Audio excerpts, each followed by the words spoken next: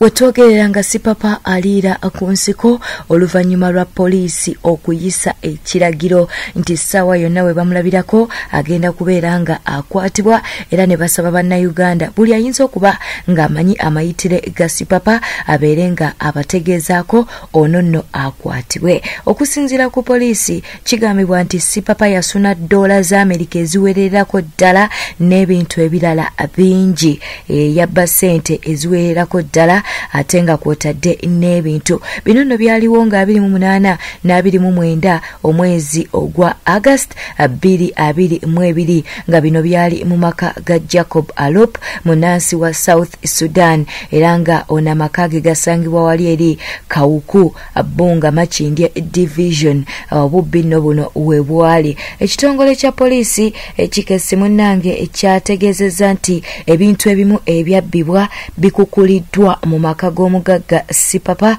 nga gano gasangibwa Buwate mu Wakiso District, era nga poliisi ekyagenda mu maaso n'okuba nti nno emuyigga okuba nti nno bazuula Sipapa nga wetwogerera munnange ono aliira ku nsiko. Wabula Sipapa ono munnange ku wiikendi ate yalabibwako ng'agezaako okugaba emmere nga gigabira abantu b'ettororo bwebityo nno we byali. Kati tetumanyi oba ssente ezabbibwa ze yakozesa oba nedda, naye tujja kubeera nga tubikuwa. Tulinda Sipapa abeereko kyayogera ku nsonga eno, era bw'anaaba avuddeyo tujja kubeera nga tugakuwa. Wekumire ku Newspark channel, teweerabira ku subscribinga, ku likinga video eno n'okuleka obubaka bwawo mu comment section. Abangi gwe bamanyi nga Sipapa ku bigambibwa okuba nti yeenyigira mu bikolwa ebya kkondo n'okubba ebintu mu maka g'Omusudani gwe bayita Jacob Alop, ono nga mutuuze w'e Kawuku ebbunga. Bye twakazuula biraga nti abazigu basobola okulumba amaka ga Jacob Alop omu South Sudan ono ekiro ekya 28 ne balyoka bakozesa caliform gwe basobola okufuuyira mu nju ekyaviirako bannannyini okwebaka otulo, ne beerabika beesogga ennyumba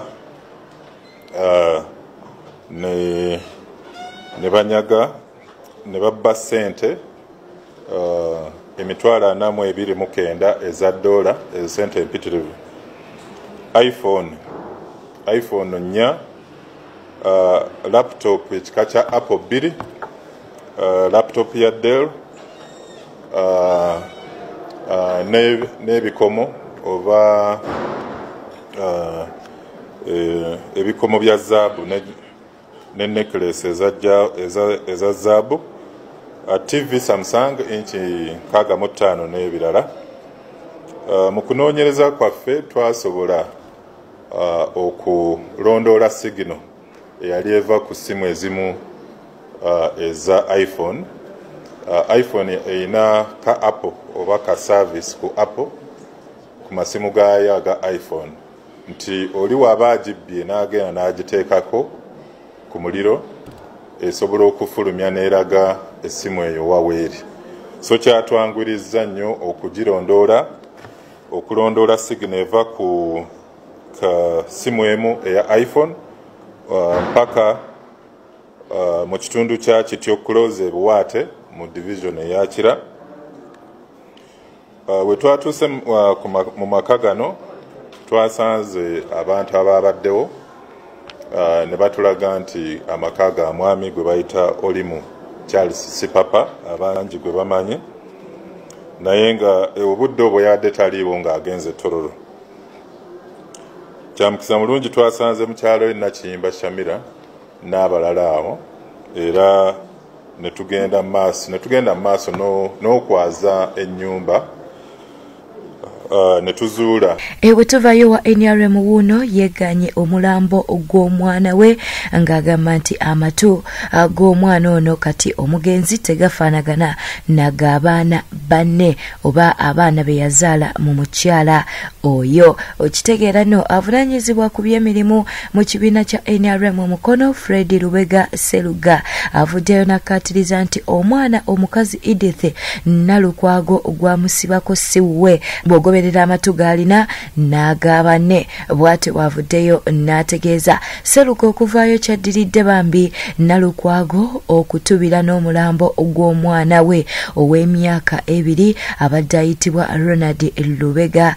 Oluvannyuma lw'okufa ekibwatukira kyokka Lubega n'agaana okugutwala. Bwe bityo nno we byabadde kitalo nnyo kitalo ddala. Lubega agamba nti amatu g'omugenzi omwana ono omugenzi amunange tegafaanagana nag'abaana banne abalala kyokka ng'aludde nga amwesibako babeere nga bagenda mu musaayi ng'omwana ono tannafa wabula omukyala n'agaana.